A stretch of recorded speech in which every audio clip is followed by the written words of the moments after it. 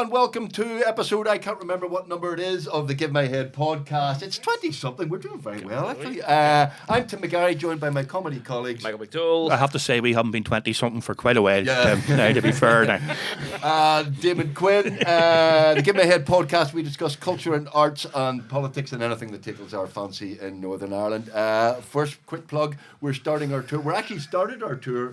We're on tour with Give My Head Piece Live all over the province. Look up davidhullpromotions.com or go Google just Give My Head Piece Live. We're in the Grand Opera House at the end of March. Ladies and gentlemen, we've had some brilliant guests on this show. We're absolutely delighted to have somebody who has been requested by the listeners and the viewers. It is the wonderful Mr. Dan Gordon, actor, writer, producer, director, all sorts of things.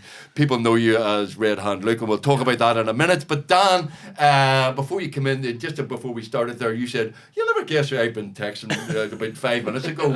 Jerry Adams, a good, solid, good Protestant from East Belfast you are, with good Protestant stock, and you're in touch with Jerry Adams. What's going on there, mate? I think that's the wonderful thing about doing what we do, because we're in the arts. We're sort of neutral and safe, because on Friday I have a meeting with the Orange Order and Mervyn Gibson. So I mean, it's going from one end to the other. Well, you probably shouldn't have mentioned he was texting Jerry Adams saying he's eating Mervyn Gibson. No, it's to do. Just to do with the thing that we did for Fela 30 years ago, and they want to do some sort of commemoration. I shouldn't even have said commemoration. That's it. That can be awkward. That was November, wasn't it? Yeah, it was. There's some sort of thing that they want to do. So yeah. Now, when you open your wiki page, it says Dan is best known as Red Hand. Oh, fine. From I'll Piece, take that. Which would probably might even be on your headstone, would it?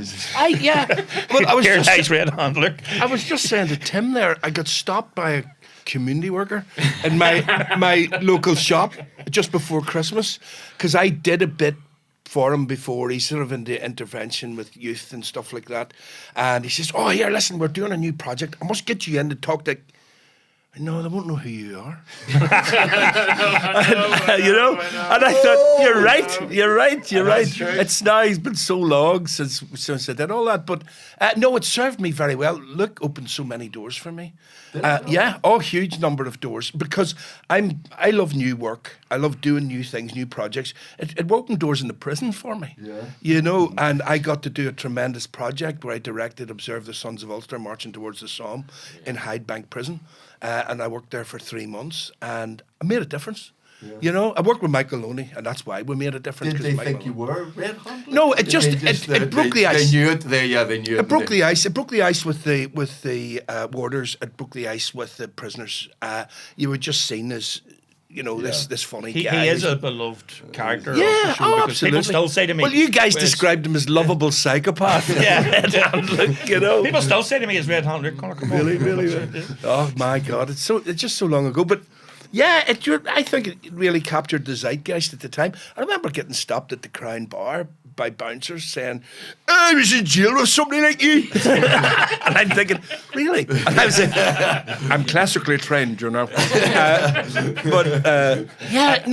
very grateful for the opportunity to do it. And it goes right back to when the character you had originally called Blackie Black, who was in the show, which again was landmark television, and something that I feel has really been undervalued and overlooked. Some listeners, viewers won't remember. The show was a show that went out in 1989. It was a live show. Yeah. It was produced by the likes of, who was the producer? Martin Dillon.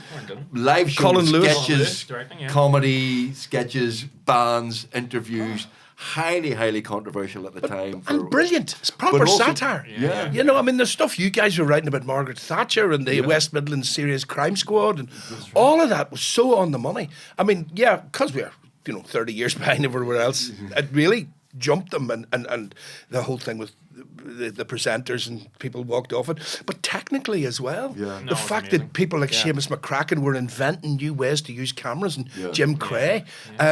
Stuff that then was done. A live working bar, just for people who don't know. And then the audience were in the bar, and then Channel 4 copies it, and does the word and all the stuff that they then did. But you guys did it first, which I thought was an incredible achievement. That was our first Blackie Black was like the first incarnation of Luke. Of Luke, because he used the prototype. He was very religious. He drank orange and told you if you didn't come to church, you'd break your legs. And then BJ Hogg. That's right.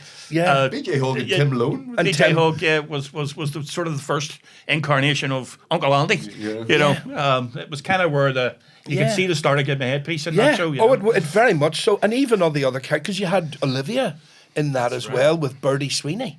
And he was a caretaker, and she was, I can't remember. But cleaners. Yeah. Cleaner, you know, and she was a kind of an early ma, you know, Yeah. as well. It was terrific. But I loved Jerry Anderson when he was presenting it, Yeah. and Jerry would forget the name of the band, and it was live, and he would just go, and now.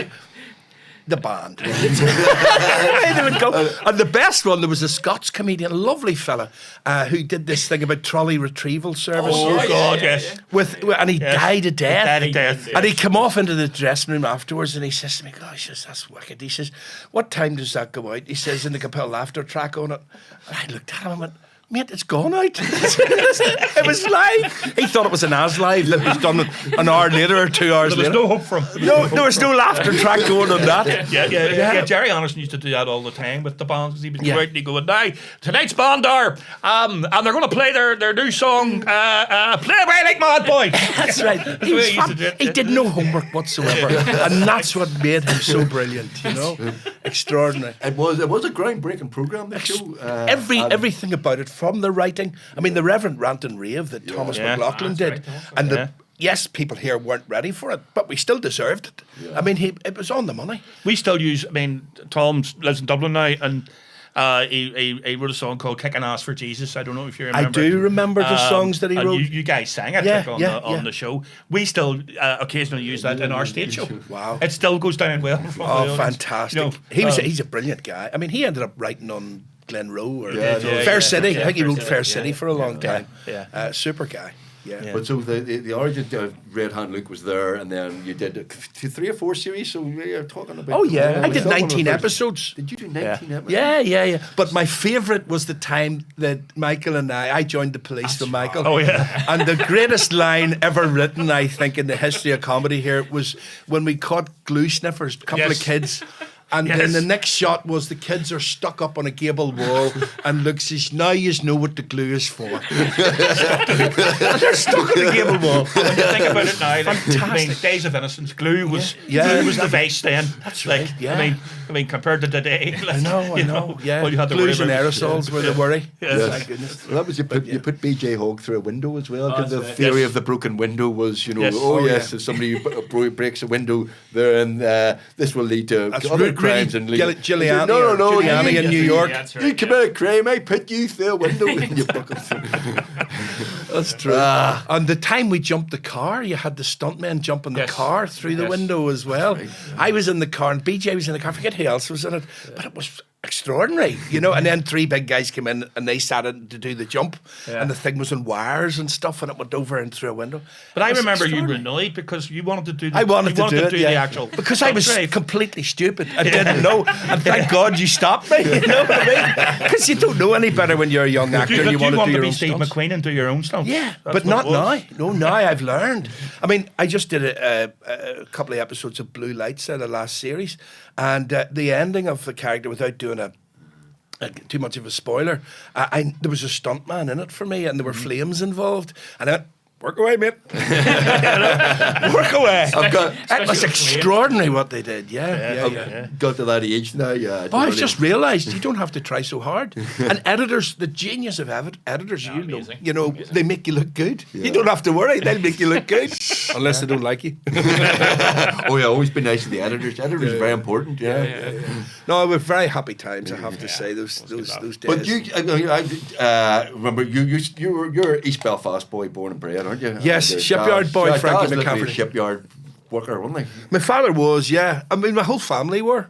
They were involved at some stage. I have a real Uncle Andy. Yeah. Or had a real Uncle Andy who did 50 years in the shipyard, and as a carpenter, Right. joiner. And my father, he served his time there. My Uncle George worked there briefly, but then he joined the Merchant Navy. My Uncle Frank, I think, worked a little, but then he went to Canada when the money was, you know, they were able to get a cheap thing to Canada.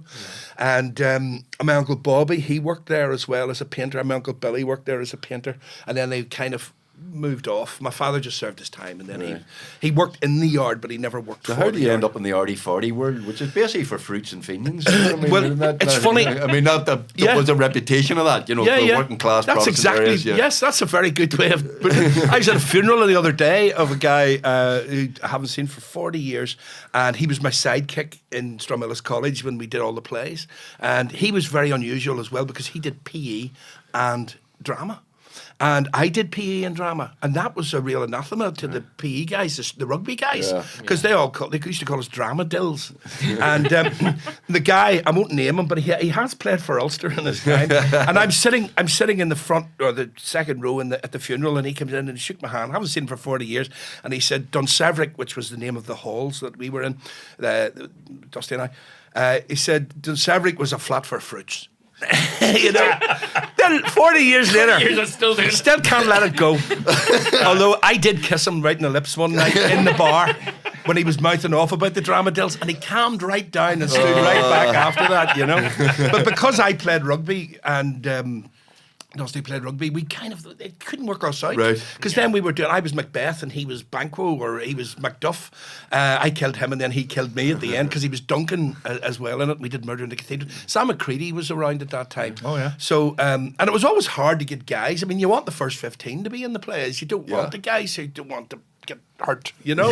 And so we got that great opportunity. We did, you know, pantomimes together. We did all sorts. So it was It's a amazing. good teacher then, basically. I mean, because there are a lot of some yes, of the it actors was we've teachers. spoken to said literally it's very early on. It's a good teacher Yeah. who encourages Yeah, you, yeah. or drama school. It's funny, I went to school in Hollywood here, and there was a Sullivan Upper. It was, yeah. I don't know how I got myself in there, but it was that grammar school thing, education, that first in my family. Get your 11 plus. Yeah, but I saw it as a game. I saw it as it was called an intelligence test when we did it, which was even worse. That's right. Yeah, But test is I saw it like a quiz, and I loved quizzes. My mother always loved quizzes, so that's what we went for. I was the first in my family to get to have that sort of opportunity, to get to university and anything like that.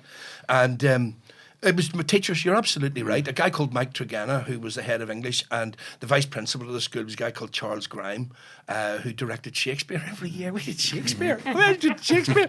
And then one year when we did, was it Henry VIII or something? John Northover, JFD Northover, who directs Have I Got News for You, was in it. It was the Merry Wives of Windsor.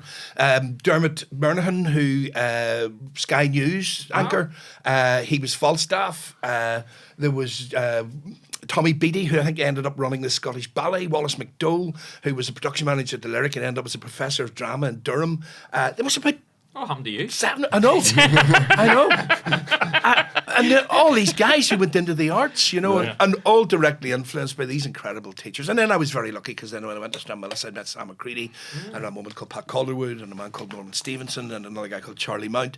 And we were doing drama. It was like, because I didn't know about drama school, you know, just no concept of. I knew Sam McCready. He was an inspirational sort of guy. wasn't Very he? much Yes. so, yeah. I mean, he was crazy. He was in the days when you could. It was like when in the BBC in Granada had a bar, you know, he was able to be the artistic director of the Lyric at the same time as being head of drama in Stromillis College and run 2 jobs in parallel, you know.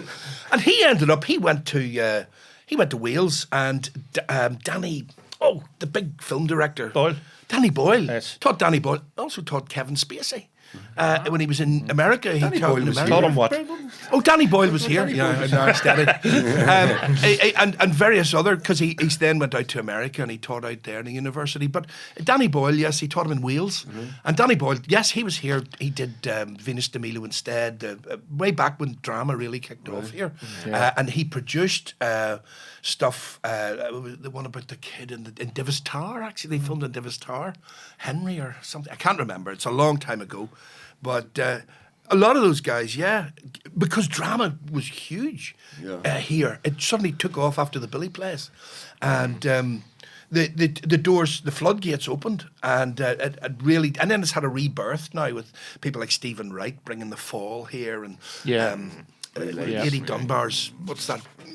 Line of Duty. Line of Duty. You Yes, see Line of 3 Duty people on the stuff street now, and they're making a film. Or they're Yeah, making a yeah, TV yeah. show, like it. And it's fantastic that it has come back the way it has. Blue Lights is Stephen's latest one, you know. So yes, it's been magnificent. Remember the And- days when there was the lyric, and then there was us. Yeah, And that there it was in the group, in the group theatre, right. and Yeah. that's such a loss. I really regret Yeah, the the fact group that is they took the group. Oh, away. we love the group theatres. We tried to save it. Yeah, we did, but of course you can't. Lovely You know, 250-seater theatre, and that's basically where Yeah. we started. Yeah. Damon, Yeah. and you get hired as amateurs, which you Yeah. were for 60 quid. But Yeah. you think Beautiful. of But you what- guys coming in there and being allowed to have that facility. Yeah, Yeah. amazing. Think of the millions of pounds in the economy that Give My Head Piece has generated over the years. That's true. You know, the work that it has generated for actors, the work of technicians, even the theatres themselves, to give them an income, a guaranteed income, because you know you're going to sell out. You know what I mean? So you'd better book soon. But you know, and that has to come from Yeah. somewhere. It's Yeah. like giving instruments to kids. But you know? are a spokesman for the art, because every time there's a couple of arts, which is all the fucking time, you come on and go. Well, I've kind of backed off a wee bit now and that, because I just got to the point where I You think go, I'm you're bitten my banging your head. head against a brick wall. And there's a new generation of people who are doing that, you know. But But the benefit of the arts is not just financial and all that. It's cultural, it's social, it's Absolutely. anti-sectarian stuff. I mean, the Yeah. arts is kind of, Yeah. Well, solve the troubles. I mean, you guys, you know, you cushioned it. You know what I Yeah, mean? You cushioned held it. it That's up a to good show way of how putting it. That's a good way of ridiculous a putting it, lot of it yeah. was by doing that satirical stuff and satirizing the evil.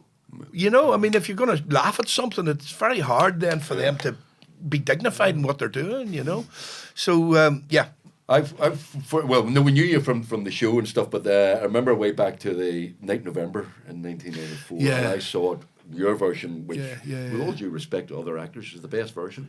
And I've seen Paddy Keelty's and I've seen other versions of it, but and that was That's the thing. that is some show. Yeah. I mean, you're on stage for 2 hours. They got to 2 hours. Yeah, but it's about zeitgeist. I think you guys caught the zeitgeist as well. I mean, I love that word. It's a German word that says it's the feeling of of the the age, time and yeah. spirit of the age. Yes, and new work is my favourite thing. I mean, last year it was a lot of new work. I directed some one-woman plays. I did one with Nuala and I did one with Rosalind Byrne Sheridan.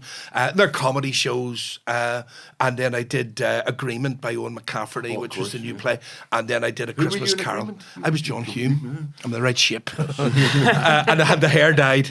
And I have to say, Stephen Wright, that we mentioned there, the producer, he says, that hair looks great for John Hume. But in your civvies, you just look like a sex offender. So I took to wearing a hat. He was right. We have that in common then. We both played John Hume. Oh, you played Hume as well? Yes, I played John Hume and Give Me Head. You did, that's right. Yeah, right, yeah. right, Right. I thought you said we both look like sex offenders. But to come back to Night November, I mean, yes, that caught the feeling at the time, you know, and Yeah.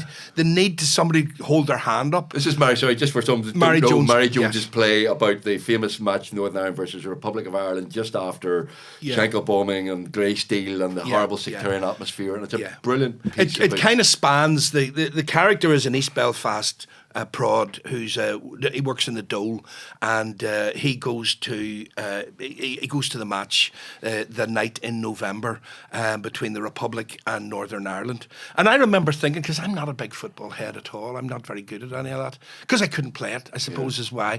And I remember when that Mary went to that match and witnessed all the Yeah. stuff, you know, and was reading about it afterwards, and there had been a lot of bad blood at it. And I remember thinking, it won't kill us to let them, because we couldn't, Northern Ireland couldn't qualify, win, that's right. couldn't qualify. But the Republic, if they got a draw or won, would get to New York. And I thought, well, it'll not kill us to let it. Whoa, was I wrong? Was I wrong? And one of my favourite stories is Justin Binding, who's very big now in the Beeb. Top man, but he was our administrator, and we had on the Lisburn Road, we had offices in the top of a building, and Justin looked out the window and he saw this flag flying over Windsor Park, and it was the day of the match, and he said, what's going on there? This is before the play had even been thought about. We were doing the government inspector or something else, and he rang up just through interest the Football Association and said, what's the flag going over? This wee girl says, what's the flag? It's flying over Windsor Park. Hang on, the phone goes down the feet, and it's a Turkish flag.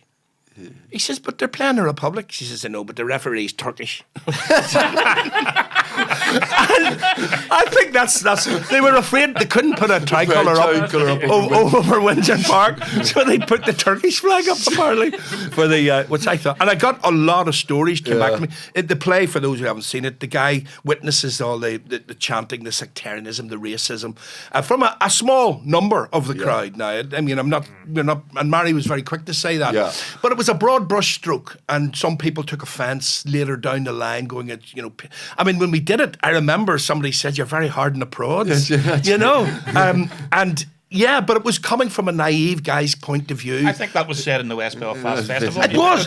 Yes, you were a bit hard in the prods. Yes, it was. It was the Republican community said that. But and he witnesses all this, and then he has this kind of road to Damascus thing where he analyses his own life and how he doesn't really love his wife, and he's just got in this way of having nice lawns and kids can't be playing on it, and he's got Reader's Digest books that are never read, and he sort of looks at his own life, and then he gives a lift to his Catholic boss up the Falls Road, and because his car's broken down, and he goes, I'd never been on the Falls Road. He says, son, was shining, and it's about that naivety of us who, like, I never crossed the border until I was 17. My brother and sister didn't do it until she was 23, and it was about that naivety about he's got a house bigger than mine. It's detached, with a garage, and it just blows his head, and he kind of gets sucked into this thing and decides to go to New York.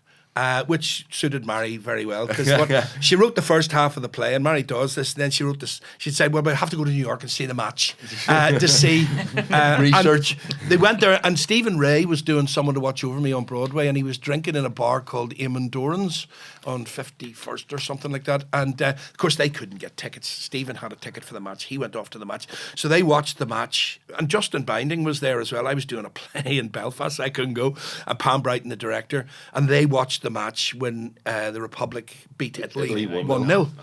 And afterwards, there was all the celebration and everything. And what happens at the end of that is that a cop came up, because the first one is sort of stimulated by Grey Steel. Yeah. And all that went on at Grey Steel. And they were shouting trick or treat. Some of them were shouting trick or treat and things like that. And Grey Steel 7, Ireland 0, all that kind of stuff at that first match. And there was all this celebration. And Mary said they all piled out onto the street outside this pub, and they had met all these great people, teachers, counsellors, people who shouldn't be there, people who'd borrowed money to be there, people who said, don't tell anybody you've seen me or anything. And she piled out onto the street, and a cop came up to her and said, you from Ireland? She said yes. And they couldn't deal with them because they were all over the road, but they weren't doing anything bad, so they couldn't shoot them or anything, you know what I mean, or arrest them. And the road was blocked, and everybody was giving it that. And he says, there's just been a shooting, and it was Loughin Island. And he told Mary, and that's how the play kind of does this circular, this thing with this guy. Which you said is very funny as well. Oh, it is hysterically funny. Full circle. We had Trevor Burney on here a few weeks ago. We just did the documentary. And a tremendous piece of work. About Loughin Island. Yeah. No stone unturned. No stone unturned. Yeah, no, that's a tremendous piece of work. So Mary was in New York when that actually happened, and that's... Yes, and that... So the play didn't write itself, because Mary had to write it, but we talked a lot about it, my own background, her own background, and it went in, and also the fact that this guy was a dole clerk. I've never actually told this in a public arena. When I was out of work, I didn't sign on because I'd been on the telly. And I found when I was going to my local dole office, they were looking at me like, what are you doing here? You're on the telly, you're a millionaire, And I was really brassic. I was really stuck. And I had been doing sub-teaching and been able to keep the mortgage going that way. But Mary, she wanted to write the play, and Pam said, look, Pam had a place that we could go to up in Donegal. And she said, we'll go up there. Pam will cook. Dan will tile the floor. God, was that a very bad move? It was a bungalow. It was about a mile long. And I had to tile this floor with 4-inch tiles. God almighty. And Mary will write. So Mary would go in and write, and Pam would make the dinner, and she'd come out. I'd been doing a lot of tiling. And then I would read the stuff, and Mary would go, right, that works. And then we'll go back in and write some more. So that was the plan, and that was what did happen in the end. But we were going to do this, and I went to the dole office, and I needed to sign on. I said, I just got to sign on. I just can't not have any money. And so I went in, and I've done it before when I'd left school and stuff, but I'm in the dole, and I'm thinking, oh God, what am I doing here? Of course, people recognise me as well, because I had done this sitcom a while back called Foreign Bodies, which did 18 episodes. And so I got in and sat down, and there was this wee woman, and she just didn't like me, didn't like the look of me, or cut him a jib or whatever. And she says, "You doing any work unpaid or voluntary?" And there was a big sign up saying, like, your big pointy finger, you must declare it. And of course, I said, yes, I'm going to Donegal to work on a play, but I'm not getting paid for it, you know. You'll have to fill in a holiday form. I said, what? He says, you're going on holiday. I'm not going on holiday. You're out of the country. Well, out of the country. Now, I didn't have a problem with that, but it kind of, she said it the wrong way, you know. I said, out of the country? I'm still in Ireland. She says, you're out of the country. And then, of course, that sealed my fate. And she says, you have to fill in a holiday form. And she was really mean to me, and she didn't like me at all, and I had to get special permission and all not to sign on the following Tuesday or whatever it was, because it'd still be away. And a woman came in, I forget the woman's name, so this is just made up, but she says, what do you want for your lunch, Margaret? And she never took her eyes off me. She said, around a quarter to Tuesday, we love to get me a bit of ham. Straight back into it. Without taking her eyes off me. So I went up to Donegal. You channeled her for... I went to Donegal, and I said to Mary, here's what happened to me. And Mary went, fucking right. And he became a dole clerk. And he has this scene at the very start where a guy comes in and he recognises the guy's Catholic straight away. Yeah. So he thinks, right... and the guy says, are you going to do any unpaid work? Are you going to be... He says, well, I'm leaving my mother down to Dublin. She's going down to visit her sister on the train. But I'm coming straight back. And he goes, you're out of the country. He says, no, but I'm only leaving her down. She's getting off a train. I'm not even getting... You're in a foreign country. Well, he said, I'm on the train, a foreign country train, you know, and won't let this guy go. And the guy thinks for a minute, and he says something like, well, if I was to take a tea break and 2 toilet breaks, do half an hour's overtime, I could go to a foreign country and back and do a day's work. And that really throws him. So he makes him sit for the rest of the day, and he sends him over. And then later on, that has payback when he goes, you made me sit over there. You know, and by that stage, he's realised he's got this sectarian bone in his body that he didn't really know he had, you know. And it's like your satirism, you know, of all the stuff that's wrong with us. People are very complicated, you know. There are a lot of good people here, you know, but sometimes we say the wrong thing, and we touch back to what we know best. Because you did some very good stuff with loyalist bands, didn't you? I did, because again, the public image and stuff like that, and a Catholic background, and there, you know, you see, kick the Pope bands, but you know, there's a lot of good stuff going on there as well. It's like the parish system for the Catholic Church with GAA. You know, I did a lot of work for the GAA as well, but I was an alcohol and substance abuse program I worked on for young people, and that was brilliant work that they were doing, and it's organised through the parish system and through the local GAA clubs. The bands are a bit like that. You know, there are young people who go to those bands who don't read music but get taught to play music, get taught to play fifes and flutes and piccolos and, you know, the whole drumming side of it and the discipline of all of that. And of course there are elements of some of the bands that have caused problems in the past, and there are people who are involved that, you know, should not be. But there's a great outlet there, and I just felt my father was great. If you don't like something, stop moaning about it, join it and fix it, you know, or just shut up.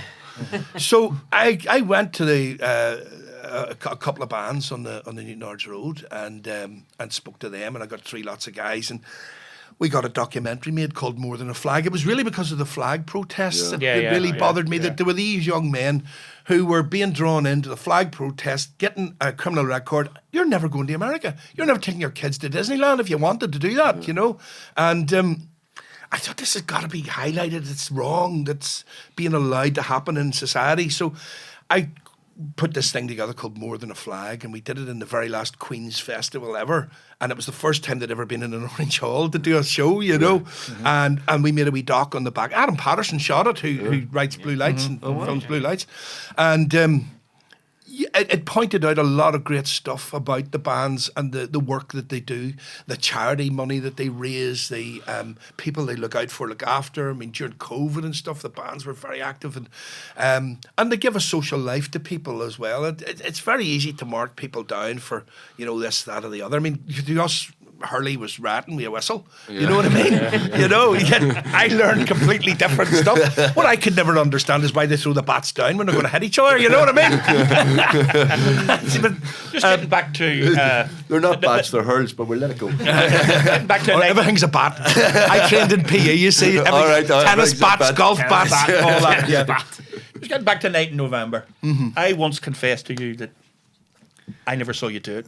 That's all right. And you said to me at the time, says, look, I tell you what, you says, like, give me your address. Give me your address. I'll come round your house and do it for you. I did do that. So I might want to call that in. I mean, would you still remember it? Like, there's a videotape of it. There's a videotape of it away Wouldn't back be the same. Wouldn't be the same. No, you well, doing it, like. I'm too old now. I was 34 when I started that, and I remember then he has a line in it because he's got a birthday party where he suddenly starts to rebel against the people he's invited, and he's thinking these people are old suits, and he says 34 years of being an asshole.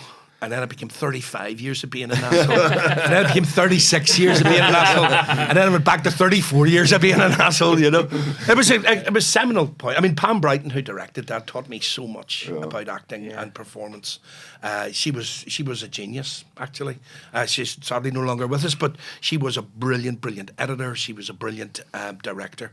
And I also had the opportunity to work with Mike Lee very early on. And BJ. As well, but Brian Hogg, who played Big Mervyn. Is that 4 Days in July? It was a thing called 4 Days. 4 Days in July, yeah. Not a lot of people. Charlie Lawson too. Charlie Lawson. We were a UDR brick. Yes. It's usually 4 men in a brick. It's a unit of military thing.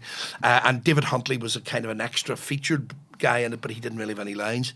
And we went down to the Ballykindler and we did the shooty gunny runny thing and all of that. And that's where Charlie Lawson got picked up because he played a soldier in it by Coronation Street and became Jim McDonald just the following year, I think. BJ told me that a lot of that was improvised first. It was. It was. That's the way Lee worked. Like he would get you to improvise and then he would... Extraordinary. And then he would gradually just let the thing... And he has another Oscar-nominated develop, film out, I think, now. And we did that, 40 years ago.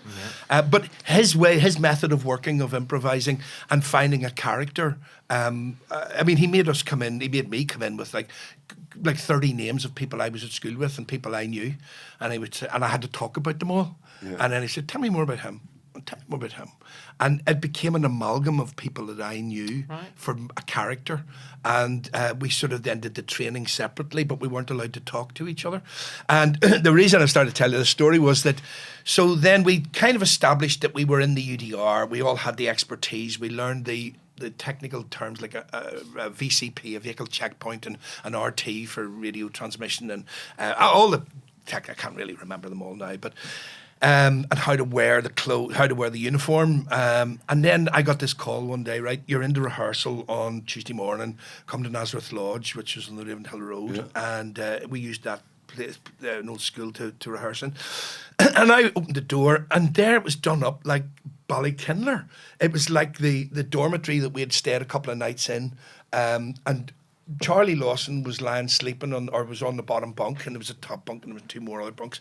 And then Brian, BJ, was making stuff, sausages or something. And they were in the kit and I was in the kit, and I had turned up basically, it was my first day at being as part of this brick. And so I went, how you doing? I've told a report here. Now, just keep that in your head, segue back. I had to pick a name for my character, and he gave me, there's a telephone directory. And I said, telephone directory? I went, Armstrong. Okay. Prod name, Armstrong. It was just straight in there. I don't want to make it through that thing, looking for a name. He says, what about a first name? Billy. William. Okay. Prod, William Armstrong. Billy Armstrong. Dead on. So I arrived this day. Brian's cooking sausages and Charlie's lying on the bed. And I said, how you doing? I've told a report here. My name's Billy Armstrong. And Big BJ looked at me, and Mike Lee sits in the corner watching the improvisation, you see. So he can't, but there was a twinkle in Brian's eyes, and he went, right. He says, I'm Billy Richardson, and that's Billy McCracken. And we'd all individually, very cleverly, Mike Lee had allowed us to pick our own names, and we're all. And in the credits, I'm Little Billy, and Brian's Big Billy, and Charlie's just Billy. And it was an extraordinary experience. He brought us into a room at later stage with the whole cast, and there was like Stephen Ray and Des McAleer and Shane Connaughton and Breeze Brennan and Paula Hamilton and some amazing actors, Eileen Pollock. But we weren't allowed to talk to anybody, and we were kind of carouseled off in our group. So I was sitting with the two boys and Paula Hamilton, who was Charlie's wife, and he then sat in the middle and he started to ask us questions about, think of a time when you had an accident as a child. Think of a time when you lost something. Where were your parents from? Where were your grandparents from? Your maternal parents? And you had all this information in your head that you had. And that was just just then, that was it. Night's over, away you go. So then when I came to do the first scene with John Keegan turned up, late and great John Keegan. He turned up in a 1966 Bedford ambulance painted red with a rabbit on the front seat and a lot of junk in the back and ladders on the side. And I had to stop this, do a vehicle checkpoint. And Charlie Lawson says to me, get him out of there, see what he's doing. So I asked him for his license. And he says to me, your sister? And I had a sister in the thing. He went, yeah. And he went, big. Can I see your license, please, sir? But that little moment was glorious, that we had this information. Should somebody ask us a question about ourselves, or should the need for any of that background stuff come up? Wow. It's that Tom Stoppard thing of an exit is an entrance somewhere else. That these people have lives beyond what you see on the screen, and that you need to be able to have that to draw on. And Lee... There can't be many productions you can afford that sort of time and energy and stuff. That was back in the day, Nowadays is a bit you of a turn up and say it. Say your lines and go away again. Brian told me the whole story about stealing the cow to the field and slaughtering it. And cooking steaks with it. That's right. Was a true story. Yes, but he had got that from somebody else. When they were down there. That's right. That stealing the cow. And there's also that weird thing of I can't remember if the three of us had been involved in it, but there had been an explosion that the brick was involved in at the bottom of Tate's Avenue, where an improvised device was on a lamppost and blew up as the brick went past. Nobody was hurt. But then forever after, when I drive past that lamppost, all my life I would go, that's where we didn't get blown up. It just kind of imprinted itself on my head for... It was a very, very strange experience and a brilliant experience. But I can also understand how people get false memories.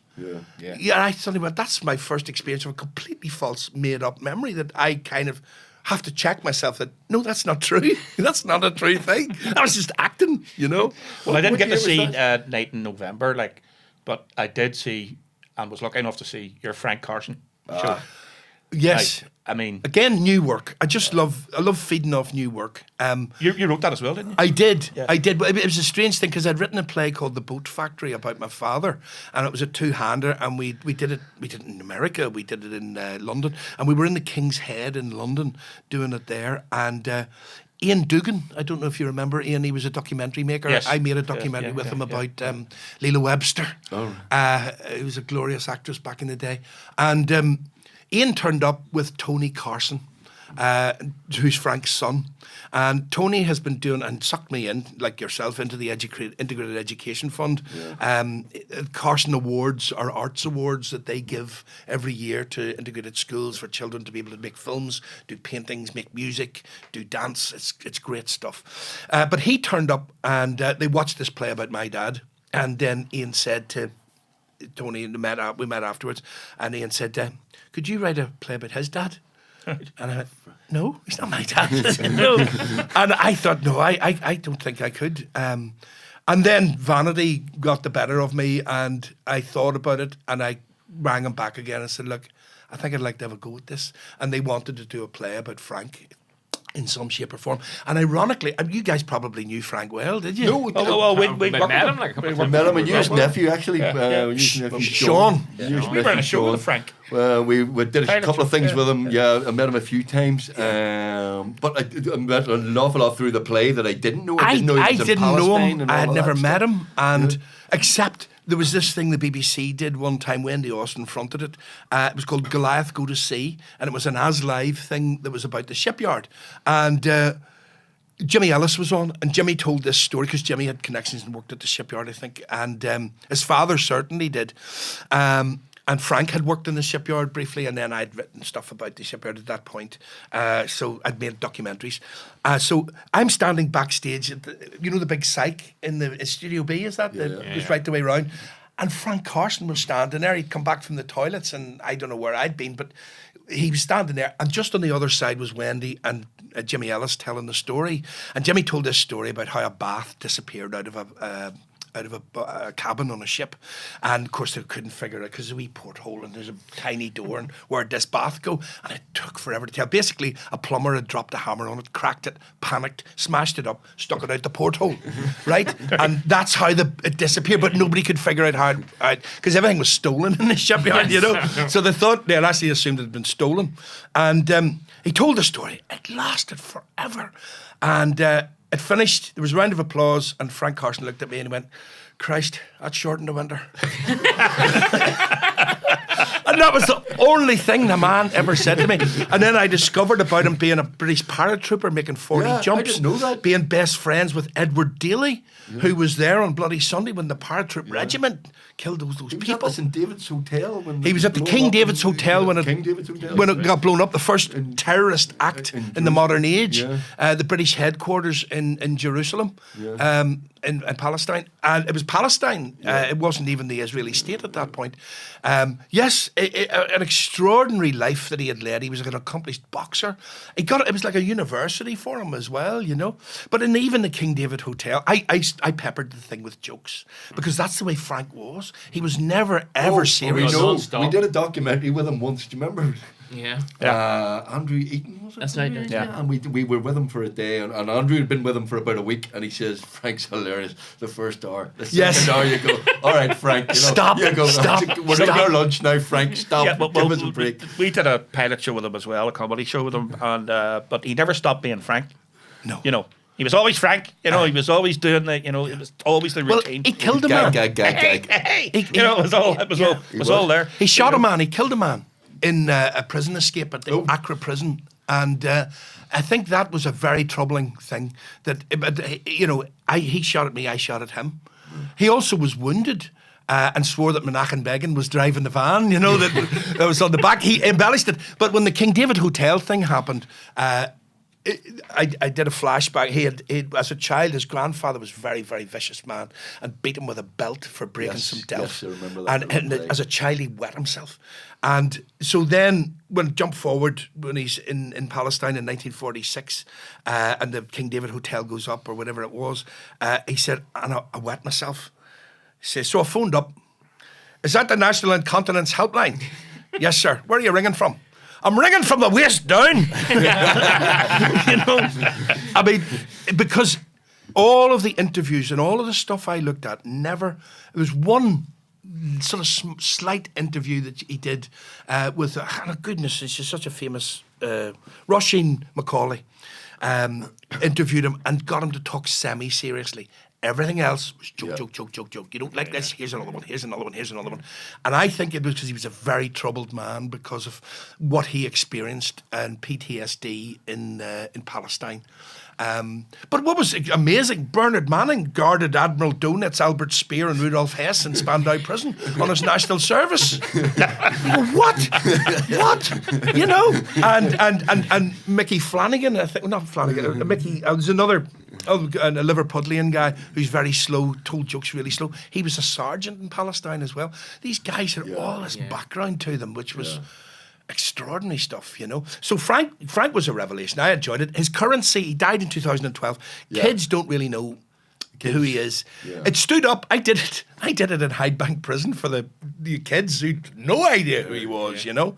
And apart from the ones that were doing drug deals in the front row, the majority of them all stuck with it, you know, and thought, yeah, this is a funny man, but who is he?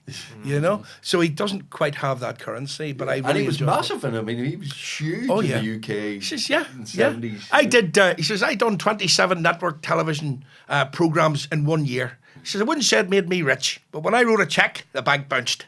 You know, and he was just constant, and he was a great man for the cash. Yeah. I mean, there were something like 2,000 working men's clubs in the north of England, you know, the steel industry and the car industry and all of the stuff that was going on. And they were playing these as for cash jobs, and you could do 3 in a night, you know, touring around the working men's clubs where they all served their time. Doing, no?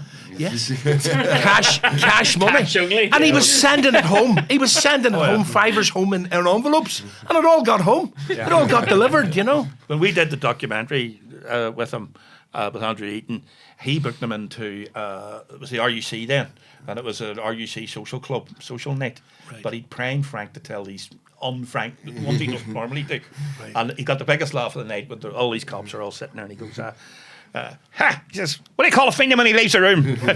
I've done You false it up, you false the joke. Yes.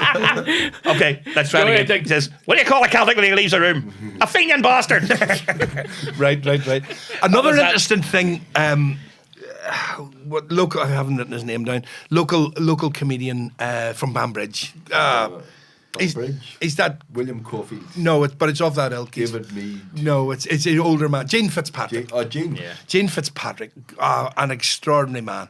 He was doing panto with Frank, and they'd finished the show for the night, and Frank says, "Yeah, we'll go for a drink." And Frank says, "No, I've got to go up to this wee commuter shoot you club up a west." And he says, "Frank, you're on $5,000 a week, and you're going up there for £50." He says, "When did you last find £50 lying on the ground?" And that was his philosophy. Yeah.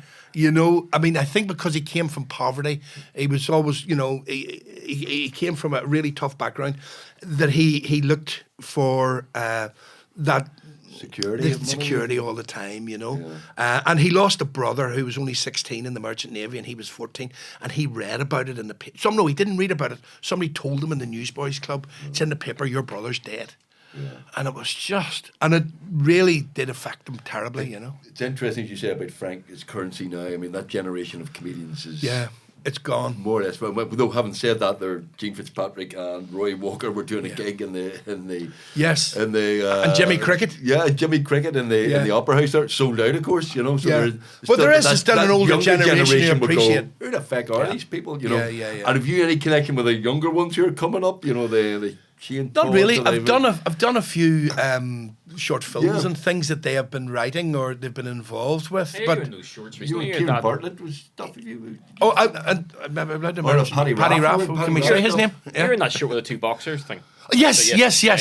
Yeah, oh my goodness! But there was this other guy called another boxer who was there. He wasn't in it as such. He was sparring with them. That's right. The most beautiful man I had ever seen in my life. He was an Cisse, I think his name was. My Abdul wife Cisse. stopped doing the dishes to watch it. Oh, what an extraordinary good looking man and cut. He was just. I thought, me. Oh, hello. You know, I thought, wow. He was just extraordinary. And those two young fellas are lovely guys. Yeah, they seem nice. Yeah. And I think one of them's doing very well, actually. Tommy McCarthy, is it? Tommy. Yes. Tommy McCarthy. One of them I saw was fighting soon for something fairly big, you know. So they weren't just, you know. Tommy does stand up as well. Yes, right. Yeah. Well, so I mean, I've been very lucky, but I always come back to the text and to new work. I love new work. It's all very well. I mean, I have done stuff. You know, I did Shadow of a Gunman, for example, in the Abbey. Right. But what made that special was it was the Abbey Theatre stage, and then I get to sing the Orange Lilio on the stage of the National Theatre as Adolphus Grigson. Yes. And First a day. And that made it really special, you know. And it depends. Sometimes it's the location, but having just done the Agreement play. Oh yeah, which was a massive. By Owen McCafferty. I couldn't get a ticket, and then it went to Dublin. You should have given us a shout. Yeah, we were in New York with it. Bill Clinton came to see it. Hillary Clinton saw it twice. George Mitchell has seen it 5 times. He's a stalker. Also the Trimble family, because it has got 7 protagonists in it. It is Gerry Adams, David Trimble, John Hume, Mo Mowlam, Bertie Ahern, Tony Blair and George Mitchell. And it's the last days of the Good Friday Agreement. And it's a kind of a version of it. Yeah. You know, Owen McCafferty would say it's not a transcript, it's not a history lesson. It's what it is to do to negotiate, and the choreography of moving desks around really captures that as well. But the fact that people like the Trimble family came along, and Adams has seen it, Bertie Ahern has seen it, he saw it in Dublin, Lord Empey came along and saw it, and they welcomed it. You know, Adams said, like, historically not particularly accurate, but it's still, you know, it makes the point of how difficult it was. It's unfortunate we don't have the Women's Coalition, we don't have a lot of the paramilitaries. Mark McGuinness isn't in it. Paisley was outside at that time protesting anyway. But it was just this whole, again, zeitgeist of how it all pulled together. We did there was a Q&A in the Gate Theatre after it, and when we did it in Dublin, and Gerry Adams, Bertie Ahern and Lord Empey were on the stage, and I was looking at this thinking, I don't know what to say, you know, to see this. And Claire, she's a presenter from RTE, one of the top presenters. She was mediating and doing the stuff, and she said to Adams, because there was an incident in the toilets where Trimble and Adams are put together in the toilets at the urinals, and Owen does it 3 times. The first time he does it, it's just they exchange a quick and then leave. Then they have a discussion, an imagined discussion that you would like them to have had, because Trimble and Adams didn't talk to Adams. And she pulled him down and said, did that incident in the toilets happen?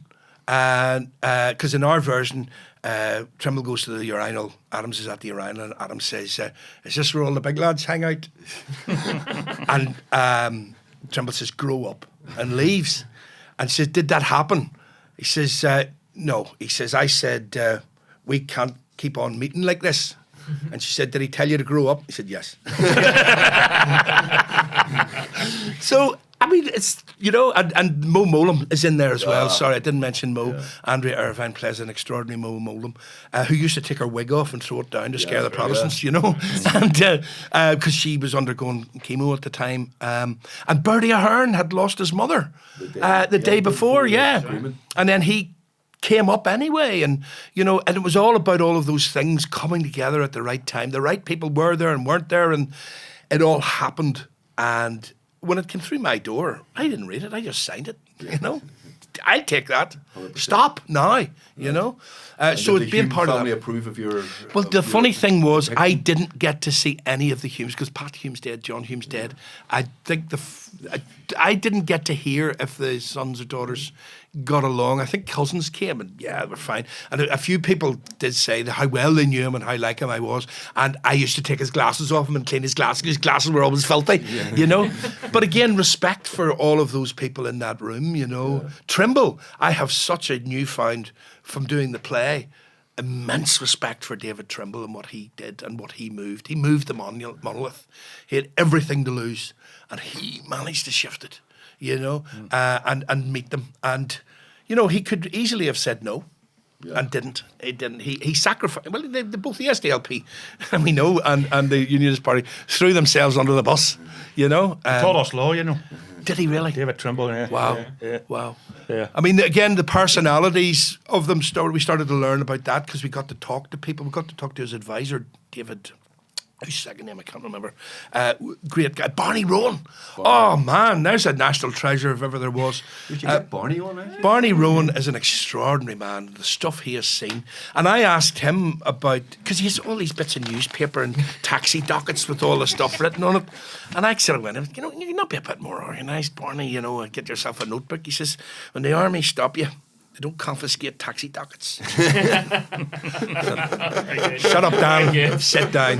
You know. So you're very passionate about what you do, and one of the things I like about our job is the variety. You've got tons of variety. You have solo shows. You're directing. You're writing. You're producing. You say you could be in the Abbey. You could be wherever. You know, very lucky. Variety is kind of keeps you going. It does. It's yeah. I mean, today I'm technically doing a birdie, Right. a Birdie Sweeney, because Birdie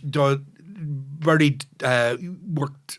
Birdie would do 2 jobs. If you did do more than 2 jobs in a day, you're doing a Birdie Sweeney. Yeah. Birdie did 4 jobs in one day, I remember. And he also, the day he was buried, he was on Give My Headpiece. That's right. And that's the ultimate accolade. Lovely man. Yeah. Edmund Sweeney.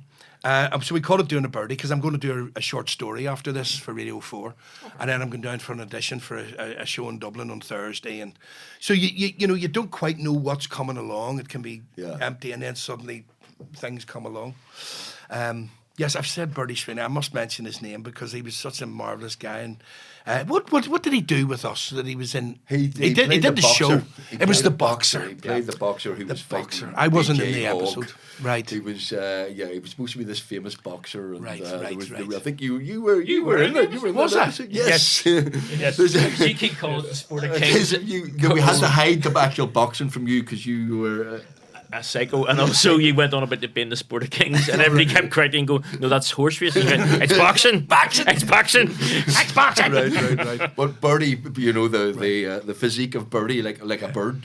Well, and Father Ted, when he played the footballer in the old man football game as well, and the ball is moving as mile an hour, But a remarkable man. Lovely man. Yeah, and we had him working the day he was buried. Yeah, which was the ultimate thing. He would have loved that.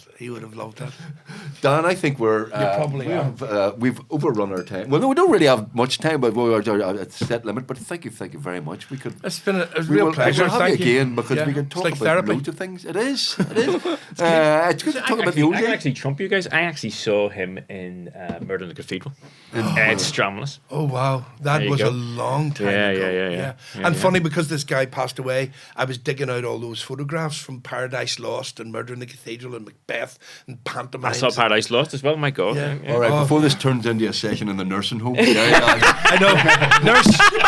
Remember that? Yeah, I did. I just came back. Frank Carson now. There we go. Ladies and gentlemen. Thank you They're very bringing much. tea later. It's okay. What time? See, hang on, we're on stage tonight. Don't forget to Give My Headpiece tour. Ladies and gentlemen, if you like the pod, subscribe, follow the links, tell your friends, and thank you very much to our special guest today, Mr. Dan Gordon. Thank you very much. Thank Dan, you. pleasure, sir. Thank you. Thanks very much.